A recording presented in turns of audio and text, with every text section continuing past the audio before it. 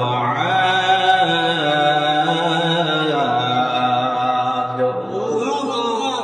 আমার নবীকে বললেন, নবী আপনি চিন্তা করবেন না, টেনশন করবেন না, আপনার উপর আমি কোরআন নাযিল করেছি, কোরআন অবতীর্ণ করেছি।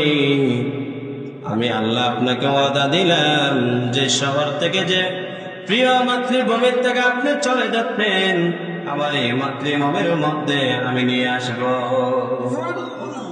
আমার নবীকে এই কথা দিয়ে আল্লাহ পাক রব্বুল আলামিন নিজে সান্ত্বনা দিলেন, নবী আপনি টেনশন করবেন না, পেরেশানি করবেন না।